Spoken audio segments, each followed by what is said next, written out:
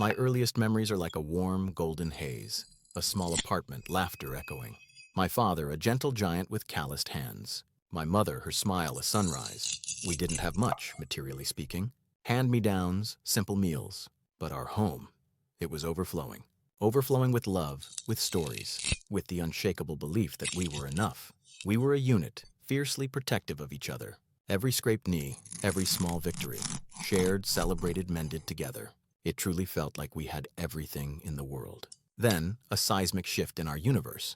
My father, an engineer, brilliant and unassuming, made a breakthrough at his firm, a patent, a revolutionary design.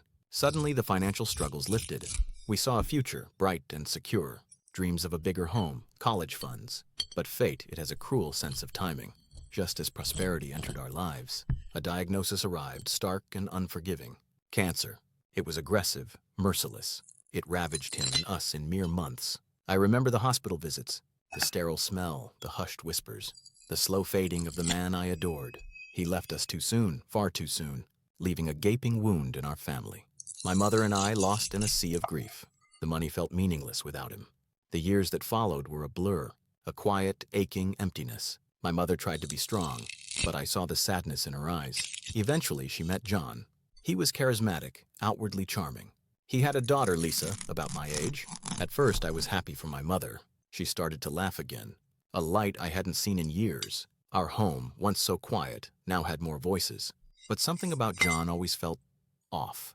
A forced warmth, a calculating gaze. He had an uncanny way of making you feel seen, while subtly undermining everything you said. He was a master of veiled compliments and passive-aggressive remarks. The shifts were gradual, almost imperceptible. John began to isolate me from my mother, suggesting I was too old for certain activities, or that my friends were a bad influence. He'd whisper about my moodiness to her, creating a wedge, brick by painstaking brick. My mother, tired from years of struggle, and perhaps blinded by her own desire for happiness, began to listen. Then Lisa started her games. Small things at first, her favorite hair clip missing from her room, only to mysteriously reappear in my drawer. My mother would find it, her face a mask of disappointment. I'd swear my innocence, but the doubt was planted. John would always be there, comforting Lisa, and subtly reinforcing her narrative. He painted me as ungrateful, troubled, a burden to my struggling mother. The accusations escalated, became bolder. Lisa's missing jewelry grew more valuable. A diamond pendant, a vintage watch. Each time, the scene was the same.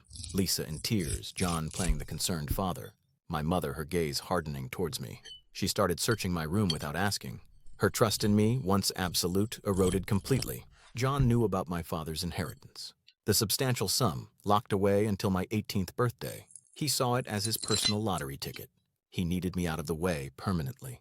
The final blow came when Lisa claimed her grandmother's locket was gone. A priceless family heirloom, she cried.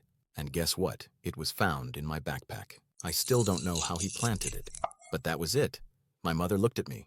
Not with anger, but with a cold, hollow certainty. She said, "Peter, I don't know what to believe anymore." But her eyes told me she already did.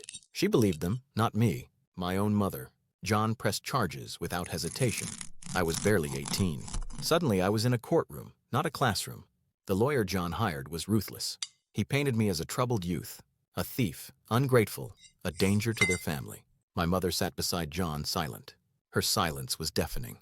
The judge swayed by the overwhelming evidence, and John's polished performance as a grieving parent sentenced me 6 months. 6 months in a place I wouldn't wish on my worst enemy. The clang of the cell door, the stench of despair, the constant fear, the cold concrete. Every day was a battle for survival, for sanity. I felt utterly abandoned, forgotten. My own family had put me there. When I finally walked out, a free man again, there was no one waiting. My mother had officially disowned me, kicked me out of the only home I'd ever known. I was truly alone with nothing but the clothes on my back and a crushing weight of injustice. Just when I thought I had nowhere to turn, a familiar face appeared. Jack, my best friend since childhood. He'd been following my case, heartbroken. He didn't ask questions, didn't judge. He just opened his arms and his home. He said, "You're staying with me, Peter. No arguments." That simple act of kindness saved me. He helped me get back on my feet, encouraged me to finish my education online, to channel my anger, my pain, into something productive. He believed in me when no one else did. He was the brother I never knew I needed. And then there was Anna, Jack's sister. She had seen me at my absolute lowest, broken, scarred by betrayal. But she never once treated me like a criminal. She saw the truth in my eyes. Her presence was a quiet comfort, a gentle hand on my arm during late-night talks, a knowing smile that said, "I'm here." She'd bring me books, share her own struggles, making me feel less alone in my pain. Slowly, tentatively, our friendship deepened into something more profound, a silent promise of a future together, built on unwavering trust and mutual respect. Jack and I, we'd always been a dynamic duo. He, the strategic thinker, I, the problem solver. We noticed so many small businesses struggling to navigate the complex world of online marketing. They had great products but no visibility. So we decided to build a solution. Leveraging my knack for data analysis and Jack's incredible coding abilities, we developed InsightFlow, an intuitive AI-driven platform. It analyzed market trends, customer behavior, and provided actionable strategies for growth. It was revolutionary for its time. We poured our hearts, our every waking moment into it, working out of Jack's garage fueled by coffee and dreams. And it paid off. InsightFlow took off, becoming incredibly successful. We went from broke and struggling to building a thriving enterprise. It was more than just money. It was vindication. Proof that our intelligence, our hard work was worth something. One late night, deep into a complex data audit, for a new client with some unusual financial patterns, I noticed a strange recurring name, linked to a web of shell corporations, and a series of highly questionable transactions. It was John, my former stepfather. A chill ran down my spine. I immediately called Jack. Together we started pulling threads. What we uncovered was a sprawling, insidious network. John wasn't just a petty manipulator. He was a professional con artist, a fraudster who preyed on the vulnerable. He orchestrated elaborate scams, taking people's life savings, their homes, their futures. He had massive gambling debts, and his entire life was a house of cards, the inheritance money my father left me. He hadn't just wanted it to control my mother. He needed it to keep his criminal empire afloat, to pay off his creditors, his illicit associates. Every lie, every accusation, every betrayal. It all clicked into place with horrifying clarity. My father's legacy, almost stolen by a monster. The anger was a burning fire in my gut, but I suppressed it, channeled it. We spent weeks, months, meticulously gathering evidence. Digital footprints, financial records, witness statements, every single piece of his rotten scheme. We compiled a dossier that was undeniable. Then we walked into the police station. John, true to form, was arrogant. He and his expensive lawyer laughed at us, called it a fabricated smear campaign. But the evidence we presented, it spoke volumes. The police, the prosecutors, they were stunned. John's smug grin vanished in court, replaced by a look of sheer terror. The jury took only hours, guilty on every count. He received a sentence long enough to ensure he'd never hurt anyone again. Karma, it seems, has a dark sense of humor. Lisa was there screaming obscenities at me, promising I'd pay for what I'd done to her father. But without John's ill-gotten gains, without his criminal network to prop her up, she quickly found herself in dire straits. The last time I saw her years later, she was a shell of her former self, begging on a street corner.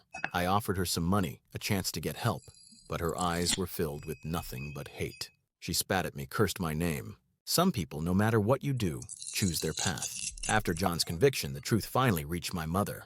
The extent of his lies, his manipulation. She came to me months later, her face etched with remorse, lines of regret. She wept, apologized profusely, said she was blinded, foolish, manipulated. A part of me, the child who longed for his mother's love, wanted to forgive, to embrace her, to pretend the last decade hadn't happened. But the wounds were too deep. 6 months in jail, the shame, the fear, being cast out, abandoned by my own blood. Those memories, they don't fade easily. I looked at her and I felt nothing but a profound sadness.